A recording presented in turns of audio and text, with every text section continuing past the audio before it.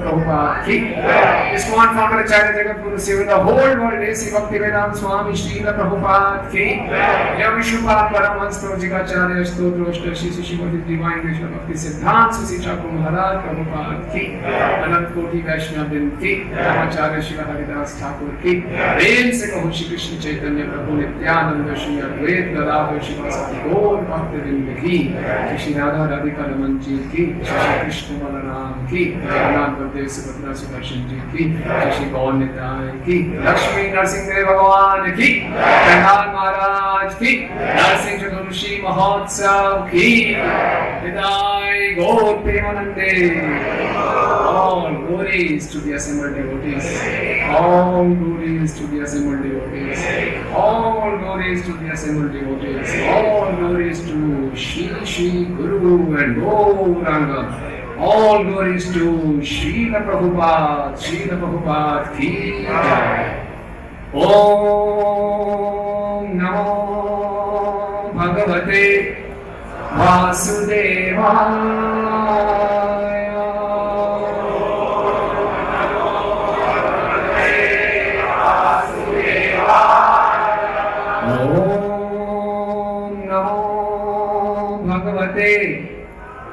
Vasudevaya.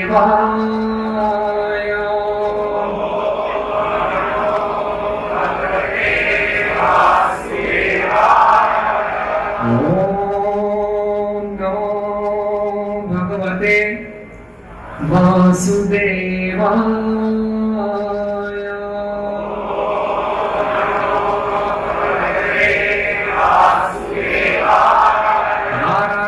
नमस्कृत्यं नरं चैव नरोत्तमं देवीं सरस्वतीं व्यासं ततो जयमुदीरयेत् नष्टप्रायेषु भद्रेषु नित्यं भागवत सेवया भगवती उत्तम श्लोके भक्तिर्भवति नैष्ठिकी कृष्णाय वासुदेवाय देवकी नंदनाय च नंदगोपकुमाराय गोविंदाय नमो नमः। ग्रंथ श्रीमद् भागवतम 7वां स्कंद अध्याय संख्या 8 भगवान नरसिंह द्वारा असुर राज का वध श्लोक संख्या 17। सत्यं विधातुं निज प्रत्यभाषितं व्याप्तिं च भूतेषु अखिलेषु चात्मना अदृश्याप्याद्भुतरूपौदार्तं स्तम्भे सभायां न मृगं न मानुषम् सत्यं विधातुं निजभृत्यभाषितं व्याप्तिं च भूतेषु अखिलेषु चात्मना अदृश्यत्याद्भुतरूपबुधं स्तम्भे सभायां न मृगं न मानुषम्। सभी इकट्ठे उच्चारण कर सकते हैं।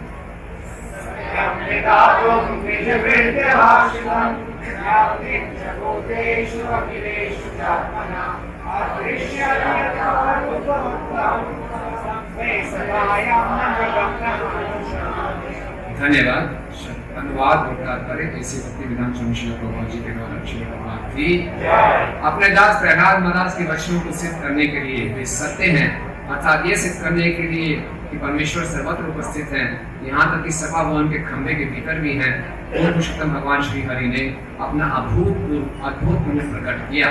यह रूप ना तो मनुष्य का था न सिंह का। इस प्रकार भगवान इस सभा कक्ष में अपने अद्भुत रूप में प्रकट हुए। नरसिंहदेव भगवान की तात्पर्य। जब हिरण्यकश्यपु ने प्रहलाद महाराज से पूछा, कहाँ तुम्हारा भगवान है, क्या वह इस खंभे में उपस्थित है, तो प्रहलाद महाराज ने निर्भीक होकर उत्तर दिया, हाँ, मेरे भगवान सर्वत्र उपस्थित हैं। अतएव हिरण्यकश्यप को यह विश्वास दिलाने के लिए कि प्रहलाद महाराज का कथन अकाट्य रूप से सत्य था, भगवान उस खंभे से प्रकट हो गए। हरि बोल। वे आधा सिंह तथा आधा मनुष्य के रूप में प्रकट हुए, जिससे हिरण्यकश्यपु यह नहीं जान पाया कि यह विराट देव सिंह है या मनुष्य। प्रहलाद के कथन की पुष्टि करके भगवान ने सिद्ध कर दिया कि उनका भक्त कभी भी नष्ट नहीं होता, जैसा कि भगवद गीता में कहा गया है, कौनते प्रति जाने ही नामे भक्ता नश्यति। यद्यपि प्रहलाद का असुर पिता उन्हें मार डालने की बार बार धमकियां दे चुका था, किंतु प्रहलाद को विश्वास था कि वे मारे नहीं जा सकते, क्योंकि उनकी रक्षा करने वाले परमेश्वर हैं। खंभे से प्रकट होकर भगवान ने मानो यह कहते हुए अपने भक्त को प्रोत्साहित किया हो, मत चिंतित हो, मैं यहाँ उपस्थित हूँ। नरसिंह देव के रूप में प्रकट होकर भगवान ने ब्रह्मा जी के वचनों को भी रख दिया कि हिरण्यकश्यप का वध न तो किसी पशु के द्वारा होगा न मनुष्य द्वारा। भगवान ऐसे रूप में प्रकट हुए जो ना तो पूरी तरह मनुष्य का न सिंह का कहा जा सकता है। ओम ज्ञानतिमिरन्धस्य ज्ञानाञ्जनशलाकया चक्षुरुन्मिलितं येन तस्मै श्रीगुरुवे नमः। श्रीचैतन्यमनोभीष्टं स्थापितं येन भूतले स्वयं रूपा कदा मह्यं ददाति स्वपदान्तिकं। वन्देऽहं श्रीगुरु श्रीयुतपदकमलं श्रीगुरुं वैष्णवांश्च श्रीरूपं साग्रजातं सहगण रघुनाथान्वितं तं सजीवं साद्वैतं सावधूतं परिजन सहितं कृष्ण चैतन्यदेवं श्रीराधा कृष्ण पादान् सहगण ललिता श्री विशाखान्वितांश्च।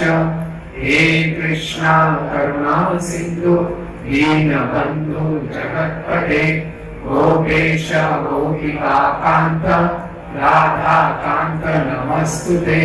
तप्त कांचन गौरांगी राधे वृंदावनेश्वरी विश्वभानुसुते देवी प्रणमामि हरिप्रिये वाञ्छाकल्पतरुभ्यश्च कृपा सिन्धुभ्येव च पतितानां पावनेभ्यो वैष्णवेभ्यो नमो नमः।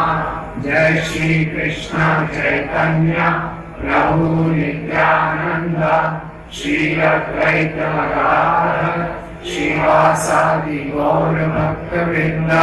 हरे कृष्णा कृष्णा कृष्णा हरे हरे, हरे राम राम राम हरे हरे। नमो विष्णुपादाय कृष्ण कृष्णाय भूतले श्रीमते भक्ति वेदांत स्वामी इति नामिने। नमस्ते सरस्वती देवे गौरवाणी प्रचारिणे निर्विशेष शून्यवादी पाश्चात्य देशकारिणे।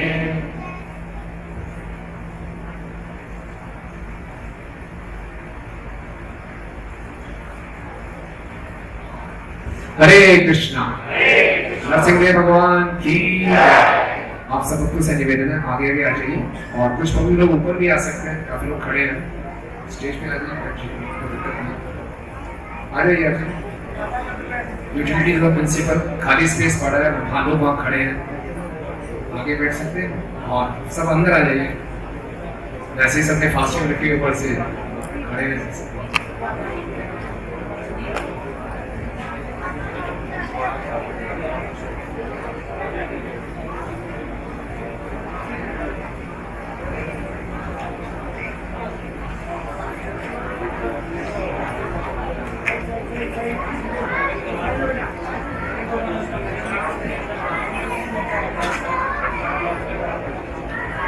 सब बैठ जाइए।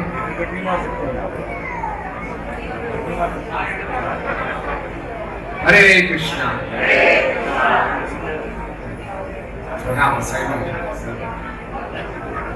तो आज का उत्सव बहुत महान उत्सव है।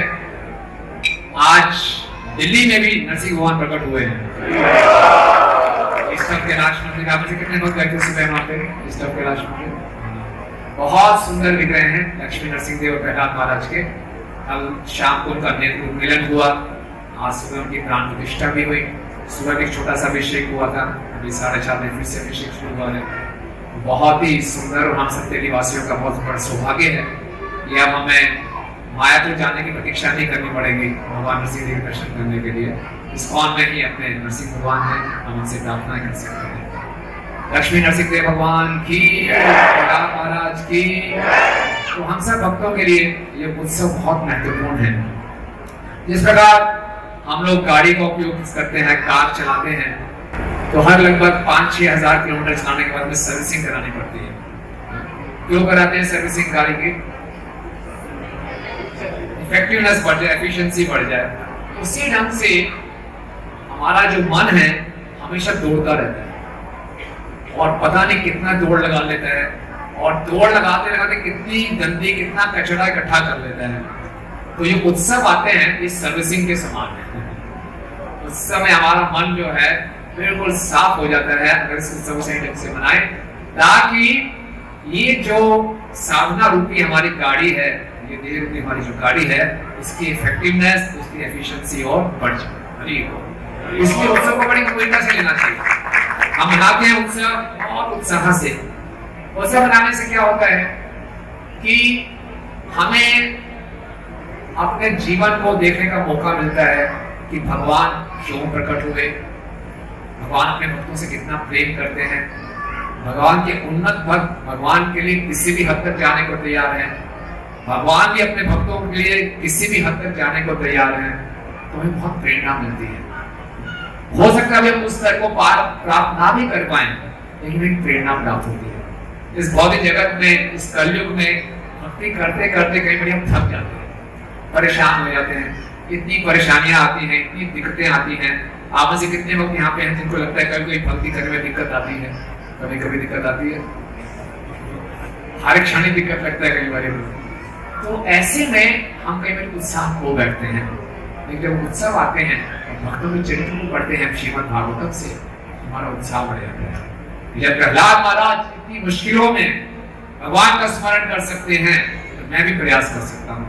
जब भगवान गारंटी देते हैं कि कौन ते कति जाना ही नाम है भक्ता प्रणश्यति, भगवान अपने वचन से कभी नीचे गिरते नहीं। भगवान का एक नाम है अच्युत, निश्चित रूप से भगवान मेरी रक्षा करेंगे। तो हमारा विश्वास, हमारी श्रद्धा बढ़ती है और फिर हमारी भक्ति की स्पीड भी तेज होती है। इसलिए उत्सवों को हमने एक बाहरी रूप से मनाना है, जो रिचुअल्स हैं, अभिषेक है इत्यादि। इसके साथ साथ मुख्य उत्सव का भाग है श्रवण और कीर्तन और मनन। जो हम श्रवण करें उसमें मनन करें। तो आज हम लगभग 1 घंटे में कोशिश करेंगे, सुबह भी क्लास हुई थी, शाम को भी है, कि प्रहलाद महाराज जी के चरित्र पे कुछ मनन करें, भगवान कितने कृपालु हैं इस पे मनन करें, और हिरण्यकश्यप को हमें क्या सिखा के जा रहे हैं इसके ऊपर भी कुछ मनन करें।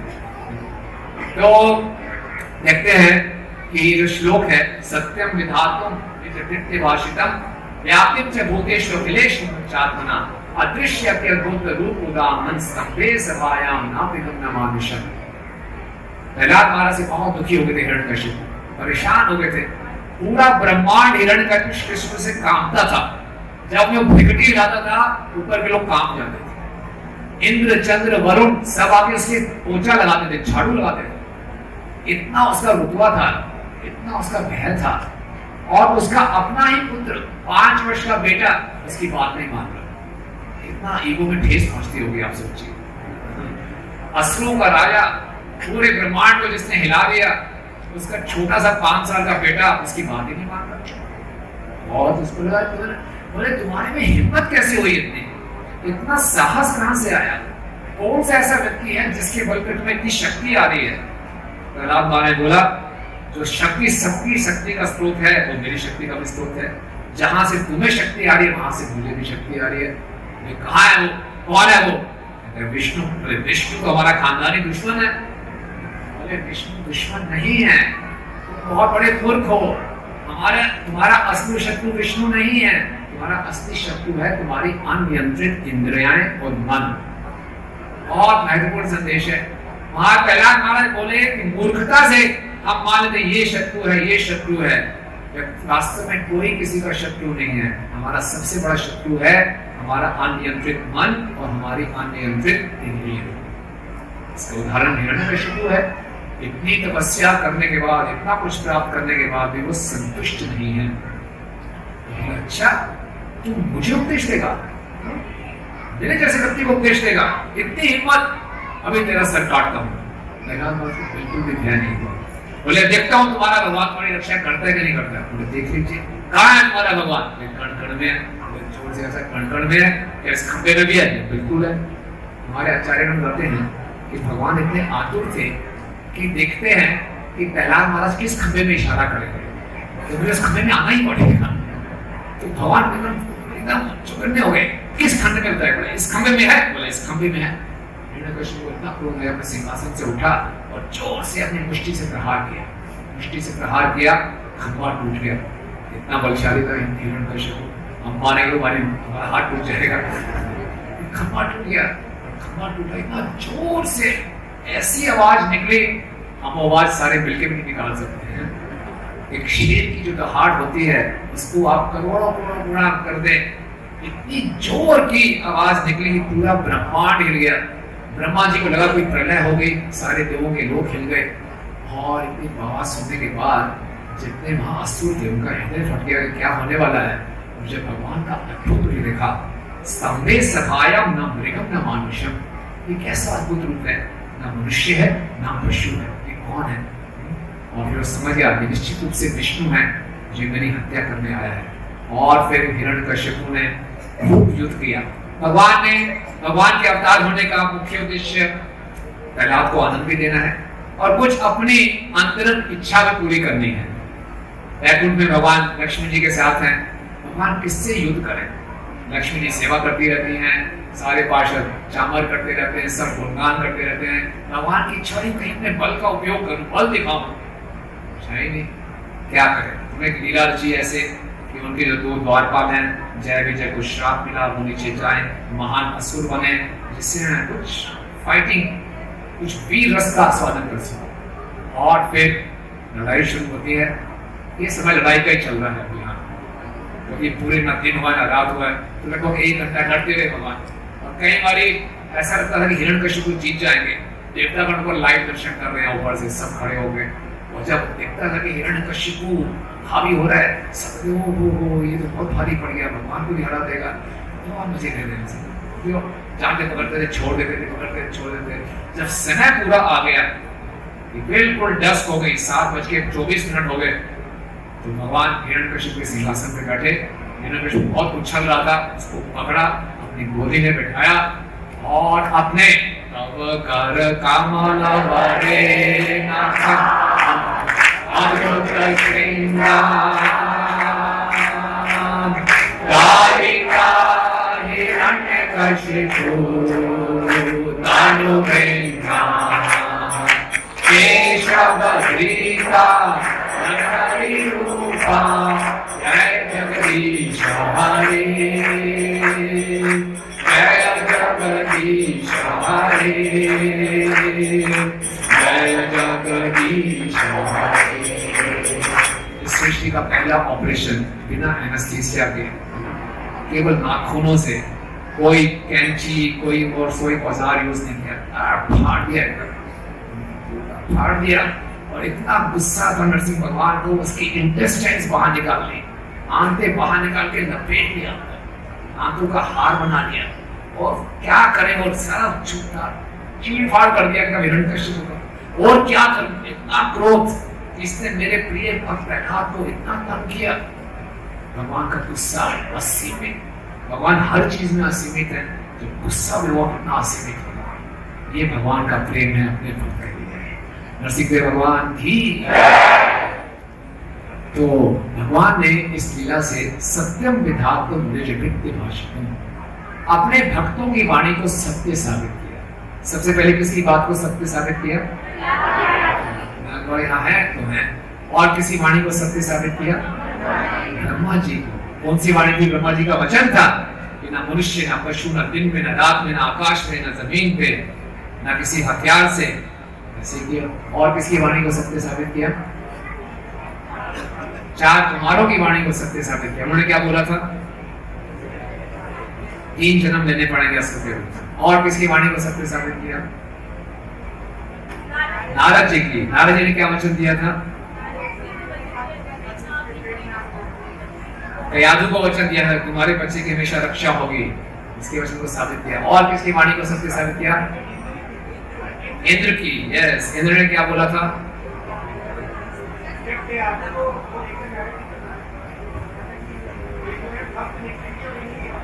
हाँ, इंद्र को बोला था नारद मुनि ने ये भक्त निकलेंगे और इन्हीं की वजह से पिता की हत्या होगी। और खुद हिरण्यकश्यप भी भगवान का भक्त था, उसके वचन को भी सत्य साबित किया। हिरण्यकश्यप ने जब प्रहलाद की महाराज की सब हरकतें देखी, बोला ये मेरी मृत्यु का कारण बनेगा, हमारे बल पर तथास्तु।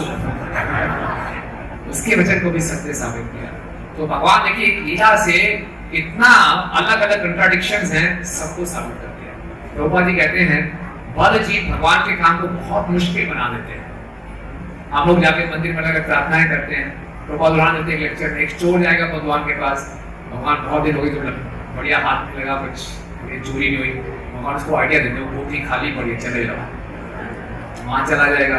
फिर पुलिस वाला आएगा, भाई प्रमोशन रुकी पड़ी है, कुछ हो नहीं रहा, अभी अभी एक चोर को भेजा, पकड़ लो उसको जाके। तो भगवान सबको सेटल कर देते हैं। तो इस प्रकार से ये नरसिंह भगवान की लीला है और हमें बहुत सी शिक्षाएं देकर जाते हैं। तो सबसे पहले चरित्र है भगवान नरसिंह देव। नरसिंह भगवान क्या है? Half man half lion but full god, पूरे भगवान। हमें संशय नहीं होना चाहिए कैसे भगवान है, लेकिन पूर्ण रूप से भगवान है। लघु भागवतामृत में हमारे आचार्य रूप गोस्वामी जी बताते हैं कि 3 जो भगवान के अवतार है वो पूर्ण है, राम, कृष्ण और नरसिंह, जिसपे अपना पूरा प्रभाव दिखाते हैं। जिससे भगवान पूर्ण रूप से भगवान है, ऐसा नहीं कि थोड़े कम हो गए, नहीं, 100% भगवान है। और जो नरसिंह भगवान है दिखने में इतने भयंकर लग रहे हैं, हजारों भुजाएं लेकर आए और इतना क्रोध दिखा रहे हैं, लेकिन इतने भयंकर रूप के पीछे उनका बहुत कोमल हृदय है। जब सारे देवतागण उनको शांत करने का प्रयास करते हैं, नरसिंह भगवान शांत नहीं होते। और फिर प्रहलाद महाराज को ब्रह्मा जी बोलते हैं आप ही जाइए, आपके कारण ये हुआ ऐसा। प्रहलाद महाराज जाते हैं, नरसिंह भगवान इतने ऊंचे थे, आकाश को छू रहे थे। प्रहलाद महाराज छोटे से बालक, उनको प्रणाम किया, नरसिंह भगवान झुके, उठाया, अपनी गोद में बैठाया और अपनी जीभ से चाटा। सारे देवतागण हैरान हो गए, हमारी तो हिम्मत ही नहीं होती इनके सामने जाने की, और प्रहलाद महाराज कोई भय नहीं है। प्रहलाद महाराज में कोई भय नहीं लग रहा, आपने किया और सारा सीन पड़ा हुआ है, यानी कि सारा क्लीन अप हो गया है, ऑपरेशन के बाद सब कुछ साफ साफ हो गया है, हिरण्यकश्यप वही खून सब पड़े हुए हैं। उसके बाद प्रहलाद महाराज को उठाया, चाटा। ये भगवान का वात्सल्य है। तो इतने क्रूर रूप के पीछे भगवान का एक बहुत ही सुंदर कोमल हृदय है। भगवान अपने भक्तों के लिए कुछ भी करने को तैयार है। कहा भगवान का शांत सुंदर रूप, केशव धृता नरहरि रूपा, जय जगदीश हरे, जय जगदीश हरे, जय जगदीश हरे। अपनी कृष्ण लीला में भगवान ने वृंदावन में छोटे से बालक रूप में बड़े बड़े असुरों का वध कर देते थे। यहाँ इतना बड़ा भयंकर रूप लेना पड़ा। कोई कह सकता है, हमें कोई बोले भैया अपना थोड़ा रूप चेंज करो, हम लोग कितना वो हो जाएंगे। भगवान कोई रिजिडिटी नहीं है, अपने भक्त लिए कुछ भी कर लूंगा।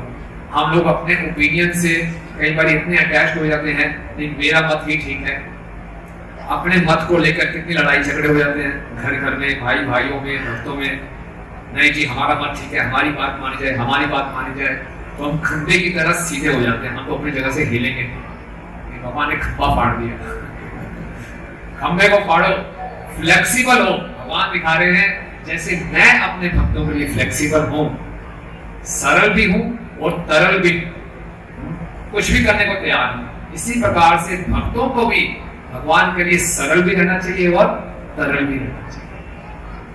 भक्त लोग अपनी सेवा में अगर ये लेंगे मैं ये नहीं कर सकता, ये करूंगा, वो नहीं करूंगा, नहीं नहीं, सरल। अगर गुरु की इच्छा है, भगवान की इच्छा है, तो कुछ भी करने को तैयार है। जैसे कि सीता मैया हनुमान से पूछती हैं कि तुम्हारा आकार छोटा है कि बड़ा है? बोले छोटा भी है, बड़ा है, जैसी सेवा वैसा बन जाता हूं। हनुमान जी रामायण के हीरो हैं, लेकिन महाभारत में उनकी क्या सेवा है? कपि ध्वज, अर्जुन के ध्वज के ऊपर बैठे हैं, क्या सेवा कर रहे हैं वहां पे? जोर से चिल्ला रहे हैं, बस चिल्ला रहे हैं। वो कृष्ण को बोल सकते थे, प्रभु आप जानते नहीं मैं कौन, famous star, man of the match of Ramayan. मेरे में आपने 18 दिन युद्ध करना, मैं एक दिन में खत्म कर दूंगा सारे कौरवों को, मुझे मौका तो दीजिए। भगवान ने बोला अभी आप यही सेवा, झंडे पे बैठ के चिल्लाओ बस। आप सोचो इतने स्टार व्यक्ति को ये सेवा मिल रही है, ठीक है, ये सेवा कर रहे हो। तो भगवान की सेवा के लिए, भक्तों की प्रसन्नता के लिए हमें सरल भी होना चाहिए और तरल मीन्स फ्लेक्सिबल, मैलिएबल होना चाहिए। अपने आप को मोल्ड करने के लिए हमें तैयार रहना चाहिए। भगवान हमें ये सिखा रहे हैं। दूसरा भगवान दिखा रहे हैं कि उन्होंने प्रहलाद महाराज की केवल शरीर की ही रक्षा नहीं की, प्रहलाद महाराज की चेतना की रक्षा की। तो हमें भी आज प्रार्थना करनी है। अक्सर हम सोचते हैं कि भगवान रक्षा करेंगे, मेरा शरीर स्वस्थ रहे तो मेरी रक्षा हो रही है। भगवान की रक्षा का अर्थ है, मुख्य अर्थ है हमारी चेतना की सुरक्षा। वर्णन आता है ब्रह्मवैवर्त पुराण में, एक विष्णु के भक्त जंगल से जा रहे थे और एक आदिवासी को राजा था, उसका बेटा राजकुमार बहुत घमंडी था। उसने उसको पकड़ लिया, बोले आज मेरा पुरोहित नहीं आया, तुम सेवा करो। बोले क्या सेवा है? शिवलिंग की सेवा करो, मैं शिव का पुजारी हूँ। ये वैष्णव था, बोले मैं वैष्णव हूँ, अनन्य भक्त हूँ, मैं शिव जी की पूजा नहीं करूँ। बोले कैसे नहीं करेगा? तलवार निकाले कि तुम्हारा सर काटता हूँ, चलो करो। उसने बोला जान बचानी पड़ेगी, चलो लाओ सारा सामान सामग्री लाओ। सारी सामग्री आ गई। अब ये तो अनन्य भक्त था विष्णु का, इसने मंत्रों का उच्चारण किया, विष्णु नारायण नमः, नारायण नमः। नारायण का नाम लेगा, शिव का नाम नहीं लेगा। अभी इतनी बजार तलवार निकाली, अभी सर काटता हूँ। और सर काटने ही वाला था, शिवलिंग से विस्फोट हुआ, नरसिंह भगवान निकले और उसने उस व्यक्ति का सर काट दिया। और वो नरसिंह भगवान कहते हैं स्फोट नरसिंह, स्फुट हुए, शिवलिंग को फाड़ के प्रकट हुए अपने भक्त की रक्षा करते। तो भगवान अपने भक्तों की शरीर की रक्षा कर भी सकते हैं, ये इतना महत्वपूर्ण नहीं है। मुख्य बात क्या है? हमारी चेतना की रक्षा। आज के इस भौतिक जगत में हम जानते हैं कि हमारी चेतना पे कितना प्रहार होता है, कितना मुश्किल है अपनी चेतना को सही बना के रखना। चुनौतियों भरा हमारा जीवन है। तो ऐसे में आज नरसिंह भगवान से प्रार्थना करें कि हमारी कृष्ण भावना चेतना जो है इतनी मुश्किल से प्राप्त हुई है, इसकी आप हमारी रक्षा करें। ठीक है कि नहीं? तो ये नरसिंह भगवान है जो कि अपने भक्तों के लिए कुछ भी करने को तैयार है। भगवान भक्तों की किसी भी हद तक रक्षा कर सकते हैं। महाभारत में वर्णन आता है कि एक बारी दुर्योधन सहदेव के पास गए। सहदेव बहुत बड़े एस्ट्रोलॉजर थे, ज्योतिष थे। तो दुर्योधन देखिए किस प्रकार के संबंध होते थे। दुर्योधन सहदेव से कह रहे हैं कोई ऐसा तरीका बताओ कि मैं युद्ध जीत जाऊं। ये युद्ध भूमि के बाहर की ऐसी बातें होती थी। और सहदेव भी इतने अच्छे हैं, आदर्शवादी, बोले हाँ एक तरीका आप युद्ध जीत सकते हैं, अमावस्या के दिन काल बलि यज्ञ करो। वेरी गुड, कल ही अमावस्या काल बलि यज्ञ करूंगा, मैं युद्ध जीत जाऊंगा। कृष्ण को मालूम चल गया, अरे सहदेव क्या कर दिया तुमने, ये पांडव पता नहीं क्या करते रहते हैं, हर बार मुसीबत में डाल देते हैं, आप कुछ उपाय करना पड़ेगा। कृष्ण ने क्या किया, उसी रात सारे ब्राह्मणों को बुलाया, मैं आज तर्पण कर रहा हूँ अपने पितरों का। ब्राह्मण सब इकट्ठे हो गए, तर्पण तो आपको अमावस्या के दिन करना चाहिए, बोला नहीं आज ही करना है, आज क्यों करना है। ऊपर सूर्य चंद्र आपस में कंसल्ट करने लगे, भगवान को क्या हो गया, शायद पंचांग सही दिन से देखा नहीं, सॉफ्टवेयर में कोई गड़बड़ हो गई, अमावस्या कल है, ये आज कैसे मना रहे हैं, बताते हैं जाको, हमारी सेवा भगवान को बताना चाहिए। तो सूर्य और चंद्र इकट्ठे हो गए, बोले भगवान वो कर रहे थे ब्राह्मण की दाना यहाँ पे, बोले हाँ, बोले प्रभु अमावस्या कल है, बोले नहीं, जिस दिन सूर्य चंद्र एक लाइन में आ जाए वो अमावस्या, दोनों एक लाइन में आ गए, आज अमावस्या हो गई। की सारी योजना खत्म हो गई। उसने कल के लिए योजना बनाई थी कि मैं कल करूंगा, जबकि भगवान ने आज इसको अमावस्या कर दिया, कल अमावस्या खत्म हो गई। तो भगवान अपने भक्तों की रक्षा के लिए हमेशा, भगवान कभी धोखा नहीं देंगे, अवश्य राखी में कृष्ण में। लेकिन भगवान तब हमारी रक्षा करेंगे जब हमें पूरा विश्वास रखना चाहिए कि निश्चित रूप से भगवान कभी धोखा नहीं देते, भगवान जरूर हमारी रक्षा करेंगे। अब भगवान आए, उन्होंने हिरण्यकश्यपु का वध किया। हिरण्यकश्यपु श्री प्रभुपाद जी बताते हैं दो शब्दों से बना है, हिरण्य और कश्यप। हिरण्य का अर्थ है सोना और कश्यप का अर्थ है सॉफ्ट बेड, यानी कि कंफर्टेबल लाइफ। तो प्रभुपाद जी बताते हैं कि संसार में हर व्यक्ति अपने शरीर को आरामदायक बनाना चाहता है, और भक्ति में हम कई बार सेवा ऐसी लेते हैं जो थोड़ी आरामदायक हो, और उसी व्यक्ति को स्मार्ट माना जाता है जो थोड़ा आराम से, इतनी भागने की आवश्यकता नहीं है, आरामदायक जीवन हो तो अच्छा है। तो पूरी सुविधाएं हम इसलिए बटोरते हैं कि हमारा जीवन आरामदायक हो जाए। आज हम सबके पास ये फोन है, टच स्क्रीन है। काफी साल पहले व्यक्ति ने वीडियो भेजा, एक बच्चे का बहुत बड़ा घर में टीवी था और बच्चा छोटा सा यूं कर रहा था टीवी, स्क्रीन आगे बढ़ नहीं रही, उसने जोर से रोना शुरू किया, पास में कुछ पड़ा था, जोर से टीवी स्क्रीन तोड़ दिया, आगे बढ़ नहीं। तो हमें आदत पड़ती है इंस्टेंट, सब इंस्टेंट चाहिए। आपको मालूम है असुर शब्द का मतलब क्या होता है? असुर, असुरा, असु मतलब जल्दी, जैसे भगवान शिव का नाम है आशुतोष, आशु जल्दी, असु मतलब जल्दी, रा मतलब रमण, आनंद, जिसको जल्दी आना चाहिए, इंस्टेंट आना चाहिए, वो असु है। और आजकल के जो हमारे इतने गैजेट्स हैं वो हमारी कौन सी मानसिकता को बढ़ा रहे हैं? तुरंत चाहिए, तुरंत। आज हमारे पास कोई आगे से 30 सेकंड का वीडियो भेजे, बहुत बड़ा वीडियो लगता है, देखा नहीं जाता, पेशेंस नहीं था, तुरंत सब कुछ चाहिए। तो ये क्या है, ज्यादा हम इस प्रकार का यूज करते हैं, ये हमारी आसुरी मानसिकता को बढ़ाता है।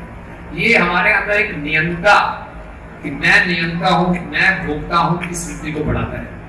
तो हिरण्यकश्यपु मतलब हम बात करते हैं, हिरण्यकश्यपु भौतिक इच्छाओं का मूर्तिमान रूप है। और हम सबके जीवन का लक्ष्य क्या है?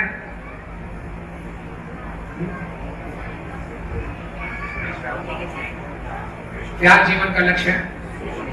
कृष्ण प्रेम। कृष्ण प्रेम तभी प्राप्त होगा जब हम अनन्य भक्ति करेंगे, उत्तमा भक्ति करेंगे। उत्तमा भक्ति है अन्य अभिलाषिता शून्यम ज्ञान कर्मादि अनामयता, बिना भौतिक इच्छाओं के केवल कृष्ण की प्रसन्नता के लिए, ये है भक्ति, उत्तमा भक्ति। इसी से हमें कृष्ण प्रेम प्राप्त होगा। लेकिन इस उत्तमा भक्ति, शुद्ध भक्ति करने के बीच में जो बाधा है, भौतिक इच्छाएं, इसका मूर्तिमान रूप है हिरण्यकश्यप। तो आज हम प्रार्थना कर सकते हैं भगवान से कि हमारे हृदय के अंदर जो भौतिक इच्छाएं हैं, कितने भक्तों के अंदर है कुछ भौतिक इच्छाएं, तो उसके लिए आप एक बहुत सुंदर श्लोक का उच्चारण कराते हैं। आप ऐप का भी फायदा उठा सकते हैं। 5-18-8 5-18-8 ये भागवतम में जम्बू द्वीप के निवासियों की प्रार्थना है। बहुत सुंदर प्रार्थना है। निकाल लिया आपने 5-18-8।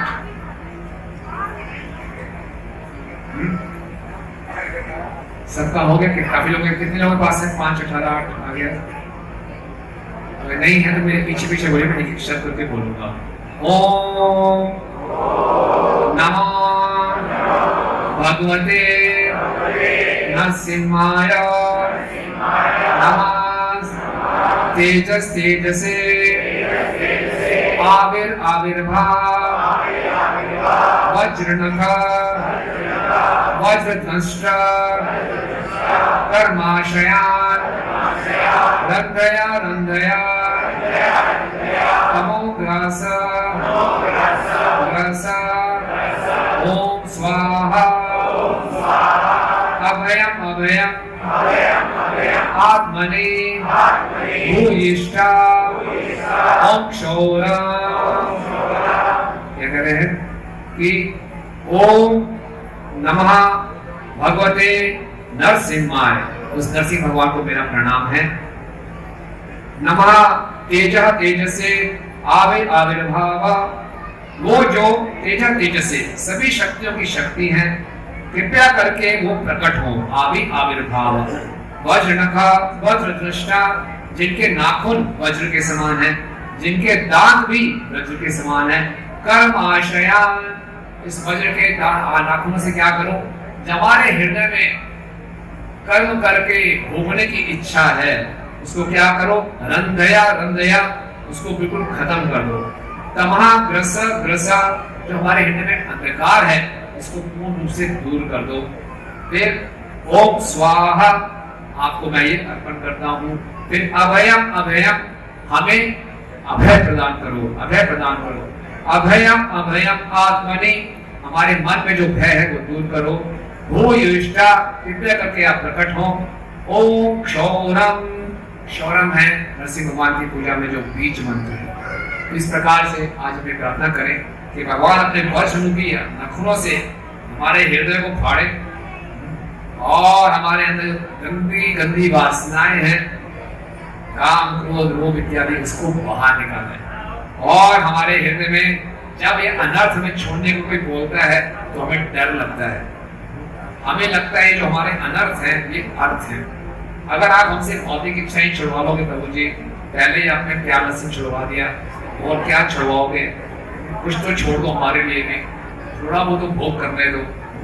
नहीं, सारा काट के हमें डर लगता है कि भक्ति में थोड़ा ज्यादा आगे बढ़ेंगे, गड़बड़ ना हो जाए, तो बहुत बड़ा डर है। तो आज प्रार्थना करें नरसिंह भगवान से, हमारे मन में प्रकट हो, एक डर खत्म हो, अब कि हम आगे करें। कितने भक्ति प्रार्थना करना चाहेंगे? हृदय से करें, हृदय से प्रार्थना कीजिए। बहुत सुंदर मौका है, आज प्रकट हो रहे हैं भगवान, और भगवान बहुत कृपालु हैं। अगर हम सिंसियरली प्रार्थना करेंगे तो निश्चित रूप से भगवान इसको सुनेंगे, राइट? तो हिरण्यकशिपु क्या है?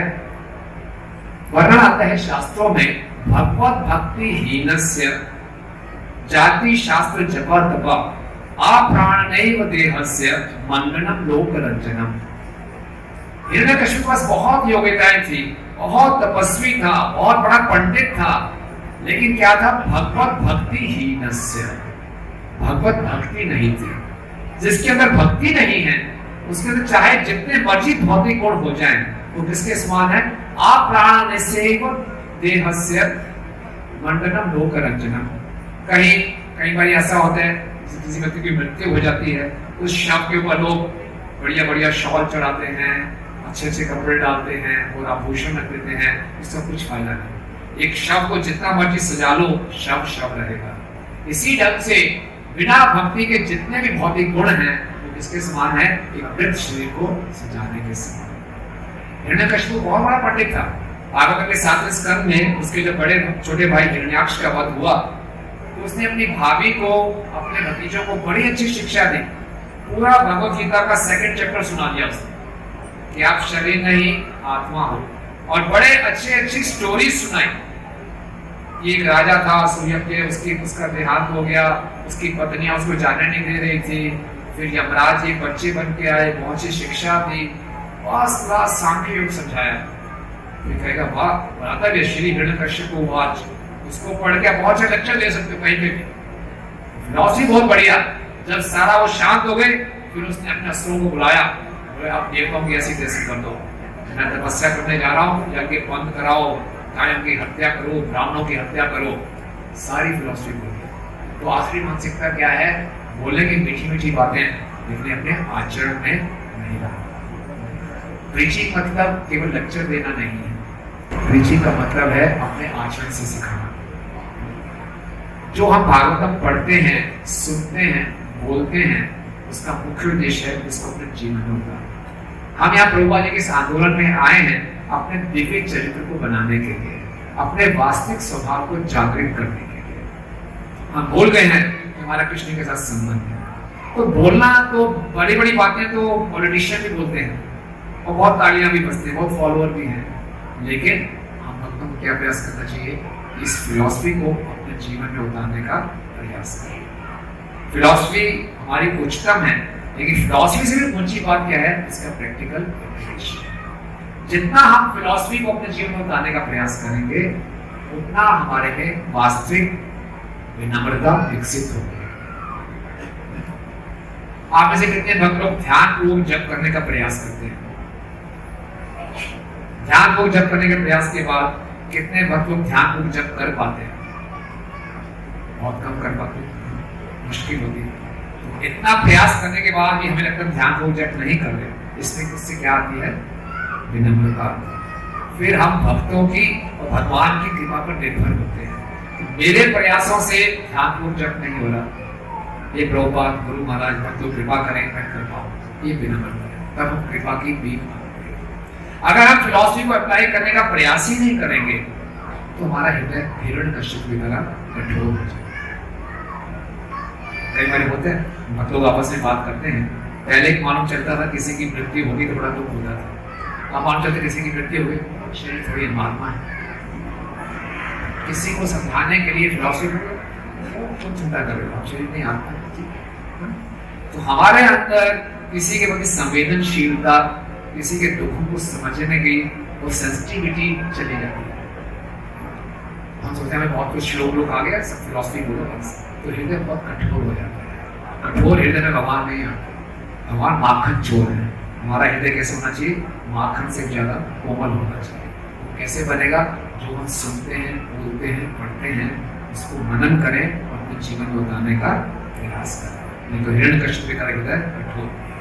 हिरण्यकश्यप बहुत बड़ा तपस्वी था, उसने 100 देवताओं के वर्ष के लिए तपस्या की, यानी कि 36,000 साल निर्जला व्रत।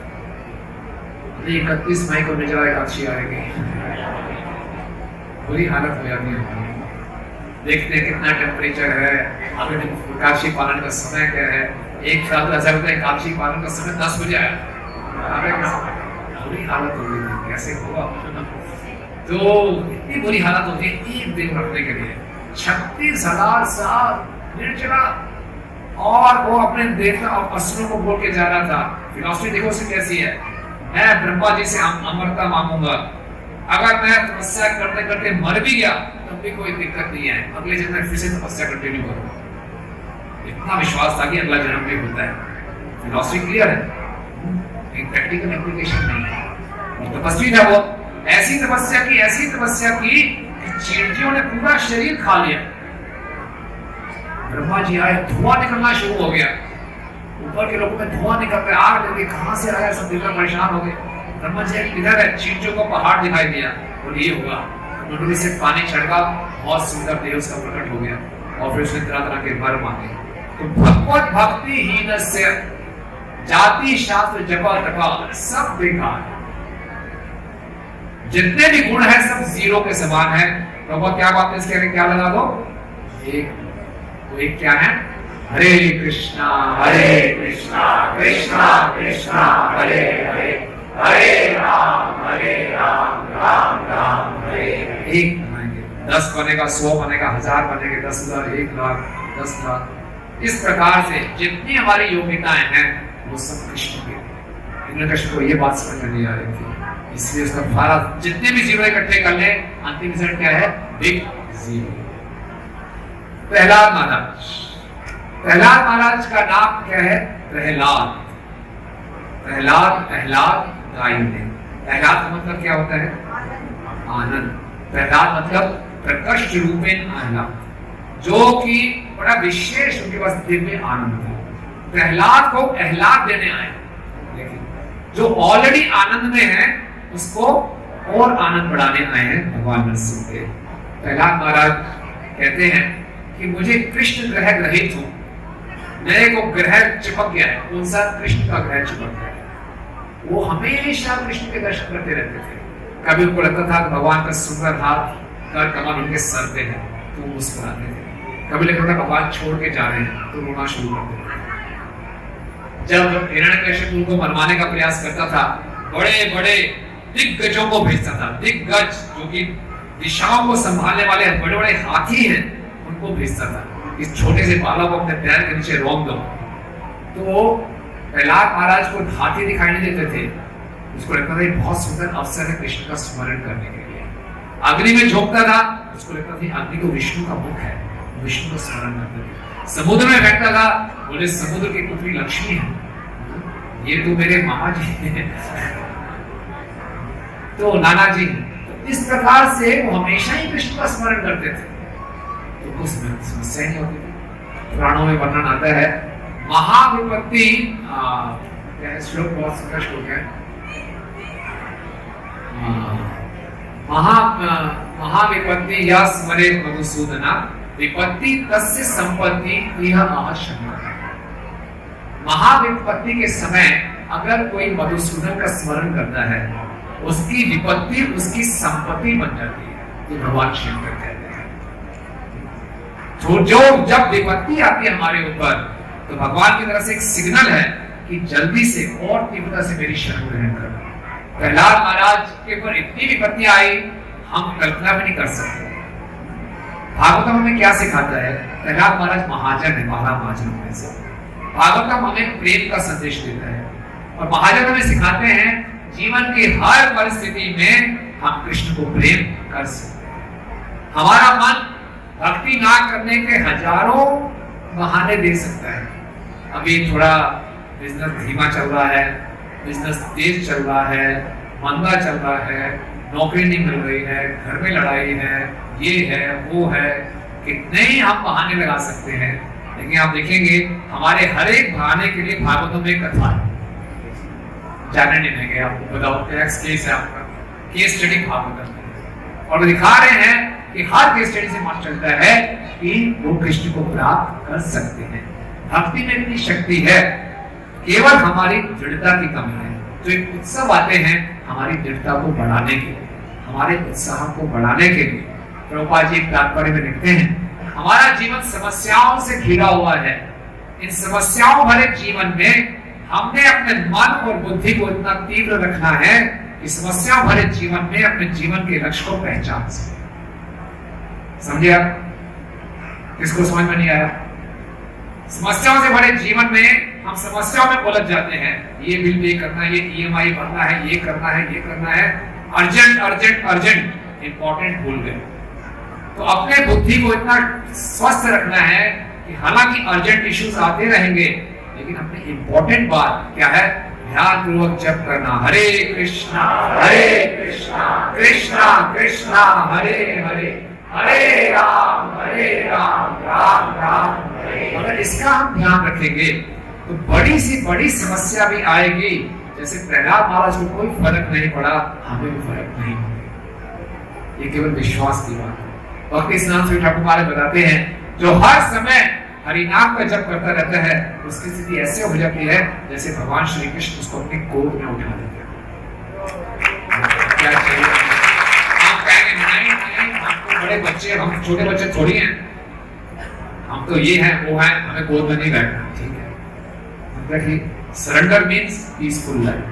अगर हम भगवान को शरणागत हो जाते हैं, कोई दिक्कत नहीं है। तो शरणागत करने में क्या बाधा आती है? हमारा अहंकार। और अहंकार किसका सूचक है? हिरण्यकशिपु। आज भगवान से एक प्रार्थना करनी है, हमारे इस अहंकार को तहस नहस कर दो। कितने लोग सर्जरी कराने के लिए तैयार है बिना एनेस्थीसिया के। ठीक है, तो प्रहलाद महाराज इतने कष्टों को सहते हुए भी उनके देखिए हृदय में कितनी करुणा है, प्रचार को नहीं रोका उन्होंने। घर में पिताजी रोज योजना बना रहे हैं, ऐसे मारूं वैसे मारूं, और स्कूल में जाके जहां मौका मिलता था चौका मारते थे। रिसेस पीरियड में बच्चे खेलते थे, बोले खेलना नहीं है, मनुष्य जीवन व्यर्थ नहीं गंवाना। ओमारामाचरत्वाग्यो धर्मान भावदानिहि दुर्लभम मानुषम जन्म तदपि अध्रुवम अर्थदम। 5 वर्ष की आयु से भक्ति तीव्रता से शुरू कर दो।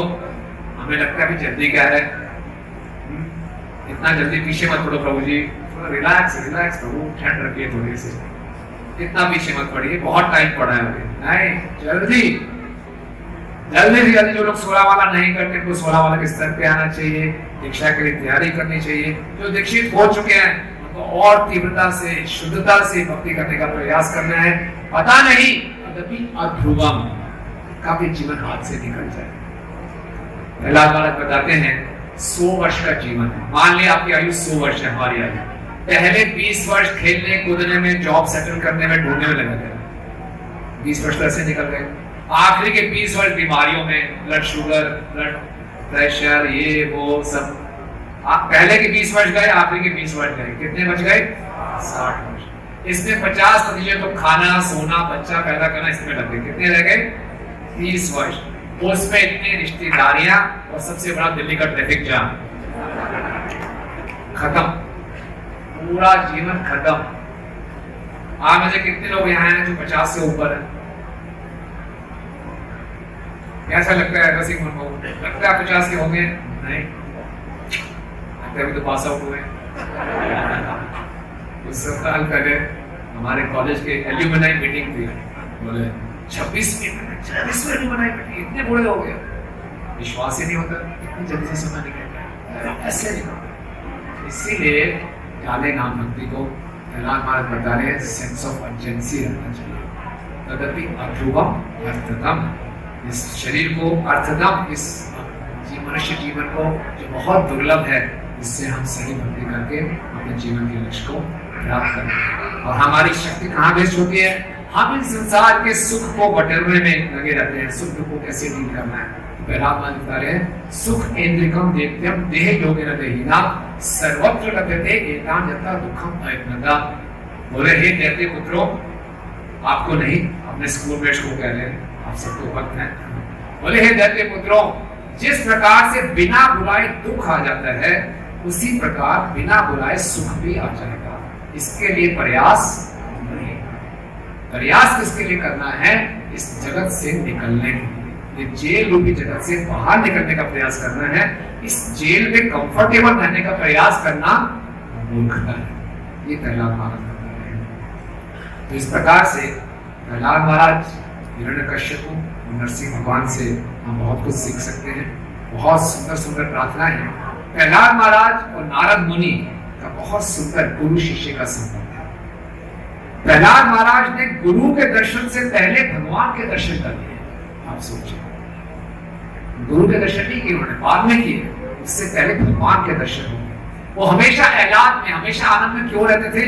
क्योंकि उनके हृदय में हमेशा गुरु के आदेश रहते थे। कहाँ आदेश प्राप्त हुए थे उनको? आके गर्भ। आप देखिए नारद मुनि जैसे कैसे गुरु हैं। आप क्लास दे रहे हैं, हमें बड़ा अच्छा लग रहा है, पूरा हॉल खर्चा कर भरा हुआ है, एक व्यक्ति बैठा हो, एक माता जी बैठी है बस, और आप उनको लेक्चर दे रहे हैं, और माता जी भी देख रही है, कभी यहाँ देख रही है, वहां देख रही है, कई आदमी को बिल्कुल इंटरेस्ट नहीं था कथा सुनने में, कई आदमी को चिंता थी मेरे पति कब आएंगे, क्या होगा, इनसिक्योरिटी थी। लेकिन नारद मुनि फिर भी सुनाए जा रहे हैं, कोई भागवतम सुना रहे हैं। नारद मुनि के लिए कस्टमर कौन था? दिखाई नहीं दे रहे थे, माँ के गर्भ में थे। नहीं, ये है असली बात। नारद मुनि ने अपनी पूरी कृपा उनको दे दी, इसीलिए माँ के गर्भ से ही वो पूरे महाजन बन के निकले। आजकल के डॉक्टर्स इसको बोलते हैं प्री नेटल एजुकेशन। बच्चा जब माँ के गर्भ में हो, ये बहुत क्रूशियल पीरियड है। आजकल के छोटे बच्चे बाहर निकलते हैं, 1 तो 1.5 साल के होते हैं, यूट्यूब एक्सपर्ट होते हैं, स्मार्टफोन धाड़ कर लेते हैं। तो जो देखते हैं, जो जैसे संस्कार जाएंगे माता पिता के द्वारा, वैसे ही बच्चे भी आएंगे।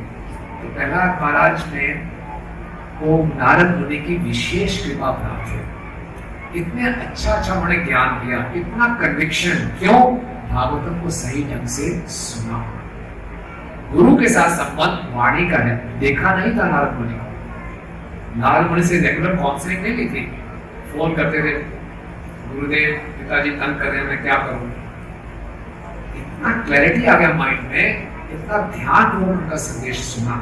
और नारद मुनि जी को भी देखिए, नारद मुनि जब प्रहलाद महाराज को हिरण्यकश्यप नरसिंह भगवान के दर्शन हुए, नारद मुनि भाग के वहां पे नहीं आ गए, प्रभु मेरा शिष्य है, बीच में फोटो के साथ में बीच में खड़े हो गए।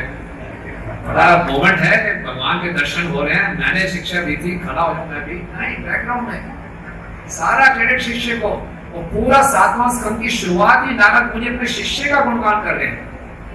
महाराज पूछते हैं ऐसा क्यों हुआ?